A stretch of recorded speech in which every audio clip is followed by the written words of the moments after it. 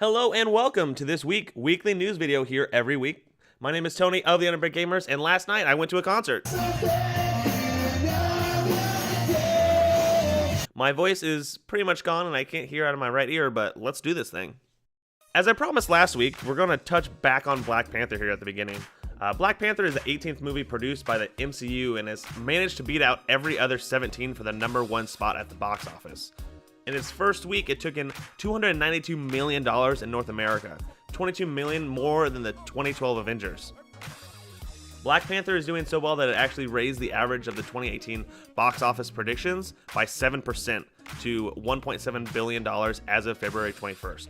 If you haven't seen this film yet, you are missing out on a piece of history. In other movie news, Jurassic World Fallen Kingdom will be releasing this year on June 22nd. And if you're a planner, Universal Pictures has sent out a save the date for Jurassic World 3, announcing months before the release of Fallen Kingdom, Jurassic World 3 will have the release date of June 11, 2021. Essentially, cutting all tension for Fallen Kingdom, as we know all the main characters will make it out. I've come up with some movie ideas that I think we can expect for Jurassic World 3. Have you ever been sitting around eating your favorite hot snacks and thinking to yourself, man, I really wish there's a movie created about these snacks? Well, you're in luck. Fox is creating an origin story for the world-famous Flamin' Hot Cheetos. And while yes, that does sound incredibly stupid, it more closely relates to the McDonald's film The Founder.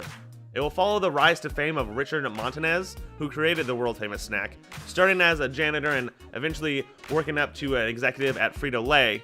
Now dubbed the godfather of multicultural marketing, the film actually seems somewhat interesting, and Fox would be missing out on a huge opportunity if they didn't package the Blu-ray discs with a bag of Flamin' Hot Cheetos. Speaking of weird movies, Sonic the Hedgehog is speeding his way into theaters. Releasing in November of 2019 and being produced by Tim Miller of Deadpool fame, I would almost rather see a documentary of the Sonic drive-in chain. Joss Whedon has left production of the DC film in the making, Batgirl. Original writer and director, Whedon said that while he had tried for over a year, he couldn't come up with a good story to tell and thinks that somebody else could do it better.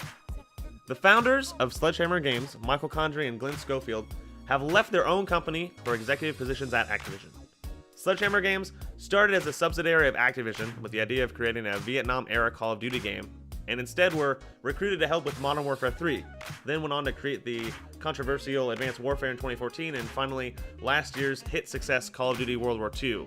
As Schofield and Condrey leave, longtime Sledgehammer forerunner Aaron Halen will become the new studio lead. Arguably the most popular game in the world, League of Legends is following the lead of the Chinese and is revealing the drop rates for their own loot boxes. Hex Tech chests are in-game loot boxes that contain skins, champions, and emotes. Like almost any loot box, Hex Tech chests can be purchased with either in-game currency or real-world dollars. You can see the percentages here. This is essentially a quality of life addition, and I look forward to more games following their lead in the future. And that's all I found for this week. You can find us here again next week for more news. Like and subscribe to this video, this channel, if you want more updates. You can find us on Twitter at UP Gamers Podcast. And I'll see you guys then. Thanks for watching.